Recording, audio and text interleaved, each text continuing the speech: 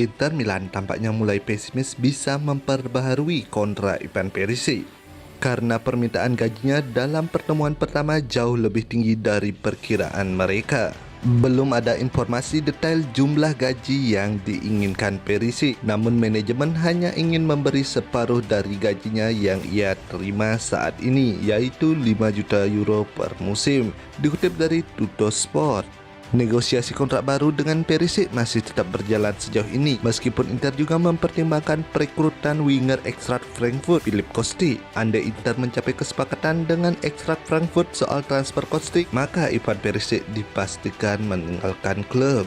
Calcio Mercato melaporkan manajemen Inter menawarkan gaji 3-3,5 juta euro untuk Perisic. Namun pihak Perisic meminta gaji di atas gajinya yang saat ini berada di angka 5 juta euro per tahun.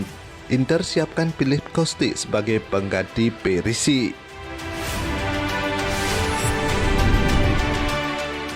Inter tidak akan memperbaharui kontrak Vidal dan Vecino. Vecino tengah merasa menit bermainnya berkurang, sementara untuk Vidal, Inter menganggapnya tak lagi fit bagi tim yang mana gajinya juga memberatkan kondisi keuangan klub jika dipertahankan. Dikutip dari Fabrizio Romano, FC Internews juga melaporkan 3 tim Eropa, Napoli, Everton, dan tim dari Liga Spanyol siap bersaing untuk mendapatkan tanda tangan gelandang Inter Matías Vecino. Luciano Spalletti telah mengincarnya sejak ditunjuk menjadi pelatih Napoli. Sementara itu, klub Liga Primer Everton dan tim Spanyol yang tidak disebutkan namanya juga siap menampung Vecino. CEO Inter, BP Marotta, telah menyusun rencana untuk membawa gelandang Cagliari Nathan Nandez ke Inter pada Januari nanti. Salah satu skema yang coba digunakan adalah menawarkan peminjaman Satriano dan menjual Vecino untuk diganti dengan peminjaman Nandez dengan kewajiban tebus, dikutip dari La Gazzetta dello Sport. Di sisi lain, agen dari Nandez, Oscar Bentancur, saat berbicara kepada stasiun radio mengungkapkan jika masih belum ada kepastian terkait masa depan kliennya di Cagliari. Selain Inter, ketertarikan dari Napoli juga belum ada pada bentuk tawaran resmi. Inter menjadi tim terbaru yang menunjukkan minatnya untuk mendatangkan gelandang serang Hellas Verona, Antonin Barak.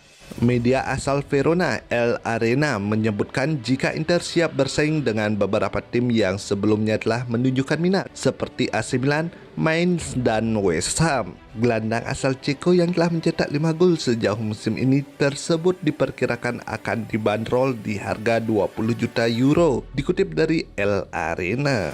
Inter sendiri memasukkan nama Antonin Barak dan banyak gelandang lain belakangan ini karena memang sebagai persiapan untuk menggantikan nama-nama seperti Vidal dan Gagliardini yang kemungkinan besar tidak akan menghiasi skuad Inter musim depan. Gelandang asal Belanda yang baru bergabung dengan PSG, Wijnaldum, sudah muak dengan minimnya menit bermain yang ia dapatkan di bawah pelatih Mauricio Pochettino sejak musim ini. Pochettino lebih menyukai gelandang lain seperti Leandro Paredes, Marco Verratti, Danilo Pereira, Idrissa Gueye, dan Ander Herrera ketimbang dirinya.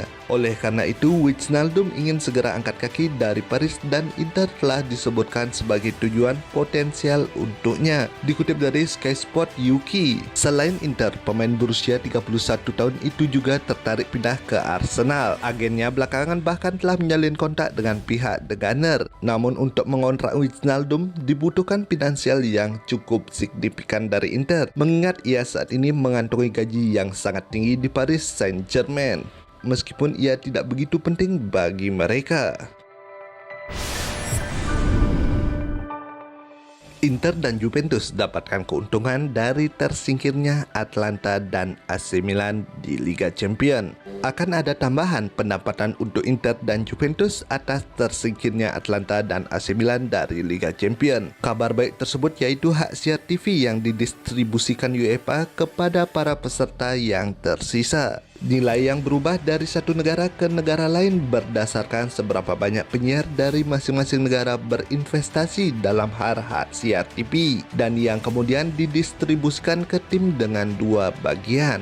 Seperti yang disorot oleh Calcio e Finanza, distribusi pertama terkait dengan penempatan liga di musim sebelumnya dari 4 klub yang berpartisipasi, sedangkan yang kedua terkait dengan jumlah pertandingan yang dimainkan masing-masing klub di Liga Champions pada musim tersebut dibandingkan dengan jumlah permainan yang dimainkan oleh tim dari negara yang sama. Dengan tersingkirnya AC Milan dan Atlanta, Inter dan Juventus akan mengumpulkan lebih banyak pendapatan. Laporan melanjutkan perkiraan untuk musim 2021-2022 yang berkaitan dengan market pool. Untuk tim Italia berbicara tentang angka total sekitar 40 juta euro, di mana 20 juta euro didistribusikan untuk klasemen kejuaraan 2020-2021 dan sisanya untuk musim saat ini oleh Liga Champions. Dengan keluarnya AC Milan dan Atlanta dari grup dan dengan asumsi Inter dan Juventus tersingkir langsung di babak 16 besar, angka pendapatan adalah sebagai berikut.